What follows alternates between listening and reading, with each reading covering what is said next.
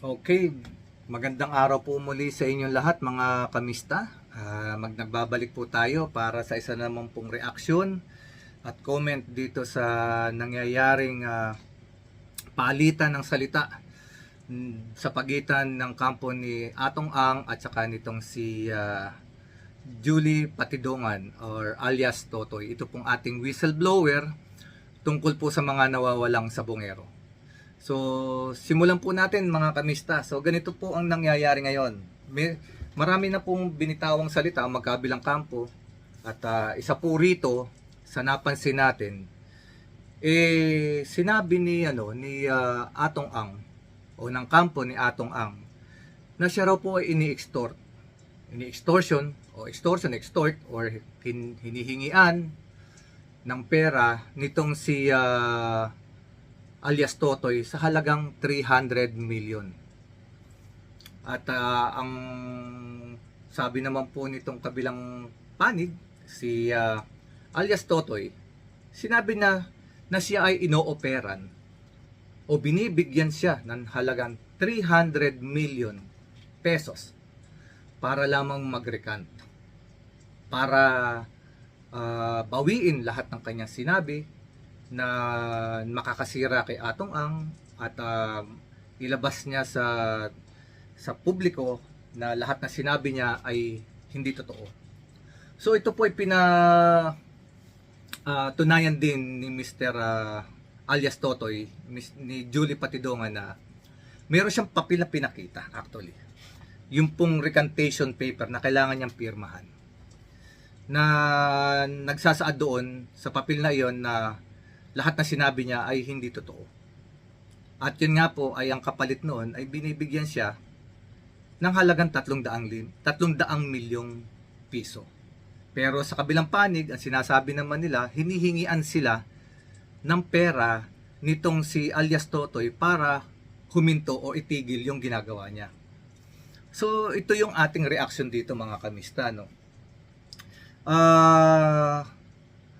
Alam natin na alam naman ng lahat na itong si Atong Ang ay isang bilyonaryo. Marami siyang negosyo at talagang masasabi natin na hindi basta-bastang tao. Marami siyang connection din na na talagang magagamit niya sa panahon na kakailanganin niya. At ito namang si alias Totoy, kung sabihin man natin itong may pera, ay hindi uubra sa kakayahan ni Atong Ang na mag-produce ng malaking pera para masuportahan ang kanyang pangangailangan na idepensa siya. Sa katulad ng pagkuha ng mga mamahaling abogado at maaaring magamit pa niya sa ibang paraan yung kanyang pera. Ito naman si alias Totoy ay hindi naman siguro ganun kayaman para bumangga talaga kay Atong Ang. Ang akin pong reaction talaga dito sa tingin ko, ito bang nangyayaring bigay na 300 million ay isang extortion ba ito na sinasabi ng kampo ni Atong Ang, o ito ay inaareglo? Baka tingin ko kasi rito parang inaareglo ng kampo ni Atong Ang itong si alias Totoy para huminto at i-recant ang kanyang mga pinagsasabi. Bakit ko nasabi itong mga kamista? Alam niyo po, kung inyong medyo papalalimin ninyo ang inyong imagination. Halimbawa po, kung kayo ba si Atong Ang at merong tumawag sa inyo, dati mong tauhan, at sinasabi sa inyo na, "Boss, bigyan mo ko ng 300 milyon at hindi ako magsasalita ng mga laban sa inyo."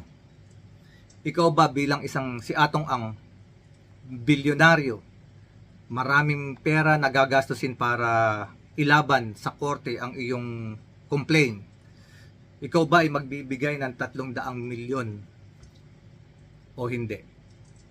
Siyempre hindi, di ba? Kung hindi totoo yung sinasabi noong nanghihingi sa'yo. Di ba? Kung may katotohanan kasi yung sinasabi sa iyo, matatakot ka na malabas yung mga sikreto mo o yung mga itinatago mo sa tao. So, ang gagawin mo kung hindi ito totoo, eh syempre, unang-una, sasabihin mo kay alias Totoy, eh BS ka. Bakit kita bibigyan ng ganyang kalaking halaga? Eh wala naman akong ginagawang masama. Bagkus, ang gagawin ko sa iyo, ididemanda kita. Dadalhin ko sa korte yung kaso para doon tayo maglaban. Kasi wala naman akong tinatago eh. Walang lalabas sa baho.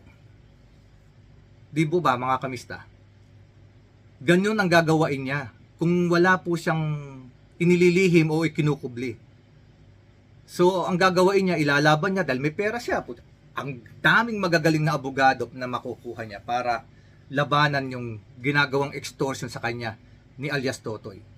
Kung wala nga po siyang ikinukubli, inililihim o itinatago.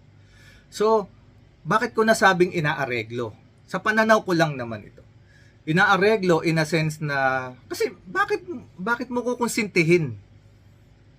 Bakit ka magbibigay ng 300 million para bawiin yung sinabi ng tao? Di po ba mga kamista? Ano lang, imagination lang, kinikiliti lang natin ng konti yung ating imagination. Kasi, ang sabi kasi ini-extort daw siya eh. Extortion daw tong ginagawa sa kanila ni alias Totoy. Pero ayon kay Totoy, binibigyan siya ng pera para i-recant, para bawiin lahat ng sinabi niya. So kaya ako napaisip ako rito sa bitawan nila ng salita tungkol sa 300 million. Ito ba ay extortion talaga na sinasabi ng kampo ni Atong Ang? O baka naman talaga inaareglo na nila? Para sa madaling salita, binabribe na nila si alias Totoy para huminto na, para matigil na yung usapan, para hindi na makagawa ng further damage kung meron mang itinatago. Kasi pag ito po ay tumuloy, ang kasong ito, maraming sisingaw at maraming lalabas. Kasi naglalabas ng malaking ebidensya itong si alias Totoy labang kay Atong Ang. So, sa ngayon po, ang sitwasyon mga kamista, ang labanan ngayon, sinisira na lang nila ang kredibilidad nitong si alias Totoy. Kung ano-ano sinasabi nila, ito ay kriminal, nakapatay ng tao. Pero natural po yun eh. Sa mga kasuhan, natural na nangyayari yan. That is one of the tactic ng isang ng isang partido na inaakusahan. Sirain nila yung kredibilidad nung nag-aakusa sa kanila. That is normal in our judicial system. Normal po yan sa ating legal system. Sinisira po yan ng mga abogado yung kakayahan, kredibilidad ng taong nag-aakusa. Kagaya nga po ni alias Totoy. Pero sa tingin ko po, mahihirapan silang sirain yung taong ito dahil unang-una, sa kagaya nga po ng nabanggit ko sa aking nakaraang video, ito pong dalawang ito ay nagturingan bilang isang pamilya. Lumabas sa bibig ni Atong Ang na siya ay tinuring niyang anak, itong si alias Totoy, at ito namang si alias Totoy ay itinuring niya na parang isang ama, itong si Atong Ang. Di po ba pagka isang pamilya, mag-ama, alam nila ang ginagawa ng isa't isa. So, alam nila ang baho ng isa't isa. So, sa tingin ko, itong mga inilalabas na ebidensya ni alias Totoy ay mayroong bearing. Pero siyempre, hanggat hindi po lumalabas ang resulta ng mga iba pang ebidensya at ang ebidensya rin ni Atong Ang, siyempre maglalabas din ng mga ebidensya yan, eh hindi natin alam kung ano talaga ang eksaktong katotohanan. Tayo po ay nagbibigay reaction po lamang sa ating mga hinihimay-himay na na tawag dito, na ebidensyang binibitawan o salitang binibitawan nila. At kung matatandaan nyo rin po mga kamista, kaya ako medyo napapanig ako rito ng konti kaya kay alias Totoy. Kasi nga, ang akusasyon niya itong si Atong ay may kinalaman sa mga pagkawala at pagpatay sa mga sabungero. At meron siyang video na hawak at talagang itinuturo niya na ang nagbibigay ng order ay itong si Atong Ang. Meron lang akong naalala na noong panahon ni Erap, kagaya nga po nung nung isang video ko na diniscuss ko doon kung paano nagsimula si Atong Ang. Panuorin niyo po at doon po sinabi ko kung paano siya nagsimula sa pagdikit niya kay Erap nung panahon ni President Joseph Estrada, at makikita niyo po kung ano yung pattern magmula noon hanggang ngayon. Kasi po nung panahon po ni Joseph Estrada na sila po ay nabisto na nagsusugal sa isang casino diyan sa Maynila. Sila po ay meron pong lumabas na leak video na talagang siya at saka si Joseph Estrada, yung former president, ay madalas lumabas. Nagsusugal sila. At yun po ay lumabas ang leak video na iyon, at yun po ang isang naging dahilan upang si Joseph Estrada ay masampahan ng kaso para siya ay mapatalsik sa kanyang pwesto. Pero hindi lang naman po yun, meron pa rin pong iba kasi itong si Atong Ang ay umamin din at that time na siya ay nag-deliver. Siya mismo ang nag-abot ng pera na 130 million pesos galing sa excise tax, tobacco excise tax na 130 million pesos, at inibot niya po ito kay dating President Joseph Estrada. Ang punto ko po dito, meron po kasing isang tao na involved dito.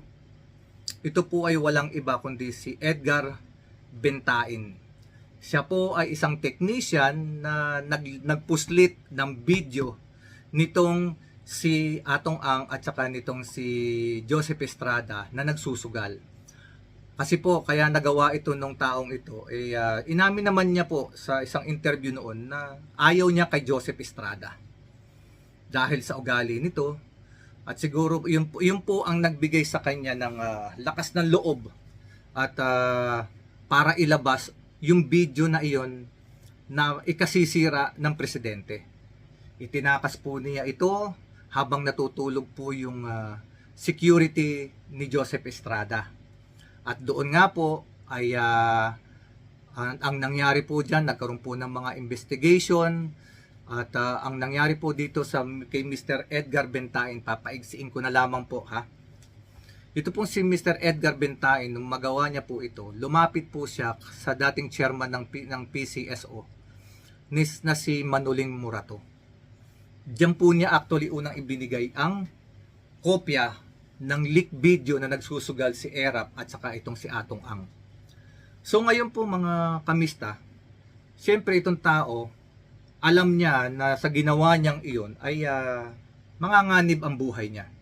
So nakiusap siya kay Manuling Murato na kung maaari matulungan siya na siya ay mabigyan ng financial assistance para makaalis ng bansa, makapunta ng Amerika. At hindi naman po siya nagdalawang isip, nabigo, dahil ito pong inamin din po naman ni Manuling Murato at that time na binigyan niya ng certificate itong si Edgar Bentain na 10 million pesos para po makapagproseso ng kanyang visa at makapagsimula sa Amerika. So sa madalit salita, nakaalis po itong si Edgar Bentain, nakapunta na siya ng Amerika, nag-stay siya ng Amerika, napatalsik po si Joseph Estrada sa kanyang pwesto bilang presidente. Dahil nagkaroon na rin po ng EDSA noong time na yan. Ngayon po, itong istorya nitong kay Edgar Bentain, siya po ay bumalik ng Pilipinas dahil sa pag-aakala niya na malamig na ang sitwasyon. Kasi nga po, ito namang si Atong Ang, naparusahan din to dapat makukulong ito ng 6 years, pero 3 years lang po yata itong nakulong dahil parang sa good behavior, binabaan siya ng order na Sandigan Bayan na po pwede siyang lumaya. So Ganun po ang pangyayari. Sa madalit salita, nakauwi itong si Edgar Bentain na naglabas ng video ni Atong Ang at ni Joseph Estrada na nagsusugal. So, bumalik po siya ng Pilipinas sa pag-aakalang malamig na ang lahat.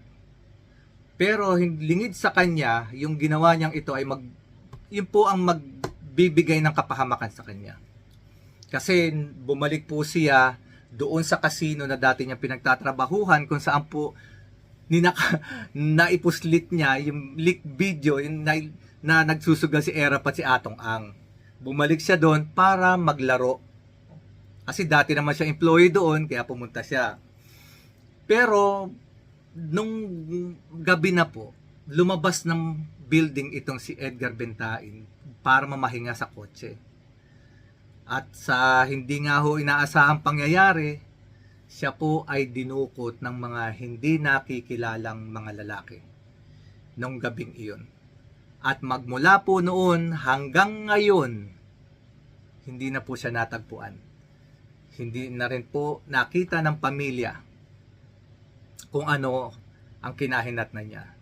So ano po ang ating iisipin siyempre? Kung mga panahong yun na ang kalaban mo si Erap Estrada, si Atong Ang, at ikaw ay nawala, at sa panahong ito naman, ngayon at present, ay may nagsasabi na itong si Atong Ang ay isa sa mastermind o na nagpadukot at nagpapatay naman ng mga sabongero na kumakalaban sa kanya sa pamamagitan ng pangtsuchope ng mga manok. Parang pag pinagdugtong-dugtong mo, magkakaroon talaga ang lahat ng tao ng kaisipan na maaaring may koneksyon. Maaaring may koneksyon talaga. Dahil unang-una, meron din naman pong lumabas na video itong si Mr. Atong Ang na pinagbantaan niya lahat ng mga sabungero na nangchochope. At doon nga po, sa social media rin, sinabi niya na huwag nyo nang hintayin na may mangyari pa sa inyong masama. Magsitigil na kayo dahil may mangyayaring masama sa inyo pag hindi kayo nagsitigil. At kung ano man po yung ibig niya sabihin doon sa mangyayaring masama, hindi natin alam kung ano yung eksaktong mangyayaring masama doon sa ginawa ng mga taong yun. At ito na nga po, lumabas na si alias Totoy at nagsasabi ng mga akusasyon. Di pala akusasyon, kundi, tama, akusasyon pa lang ito. Kasi, nagbibigay pa lang siya ng impormasyon. At, kung matatandaan po ninyo mga kamista, noong isang araw, 3 days ago, talagang pinangalanan na talaga ni alias Totoy itong si Atong Ang bilang mastermind sa pagpatay at pag-uutos sa pagpatay dito sa mga nawawalang sabongero. So, yun lamang po mga kamista, ang ating reaction sa araw na ito. At sana po meron po kayong napulot na konting kaalaman. Nagbalik tanaw tayo, maraming connection yan magmula pa nung panahon ni Joseph Estrada. Kailangan pagdugtong-dugtongin natin para medyo makabuo tayo ng konting pattern kung saan patungo ito. So ngayon, I hope and I wish and I pray na sana makamtan ng mga biktima, ng pamilya ng biktima, ang talagang justice. No one should be above the law. At hindi po dapat na ang namamayani sa ating lipunan ay yung mga tao na may kakayanan para magdesisyon kung ikaw ba ay mabubuhay o mamamatay. Hindi po dapat ganon. Dapat po ang hustisya ang namamayani sa ating bayan. Maliit man, mayaman ka man, hindi dapat ganun ang iyong pag-uugali. Dapat po ang manaig dito ay hustisya. Kung mayroong dapat managot, dapat may managot talaga. Salamat po mga kamista, hanggang dito na lamang. Kung hindi pa kayo subscriber, paki-subscribe na lamang po. Pakipindot na lang din po yung like and notification bell para po ma-inform kayo kung may bago tayong video na lalabas. Paki-click na lamang po. Maraming pong salamat at sana po masuportahan niyo po yung aking mga vlog. At kung meron po kayong naisabihin, kung may kulang pa, pakilagay po sa comment section. Kung hindi naman po ninyo nagustuhan, pakilagay din po sa comment section para po ma-improve natin yung ating dapat gawain sa ating pagbablog, sa ating mga reaksyon. Maraming po salamat sa mga kapatid nating Muslim. Assalamualaikum. Mabuhay po tayong lahat. God bless us all. Hanggang sa muli mga kamista.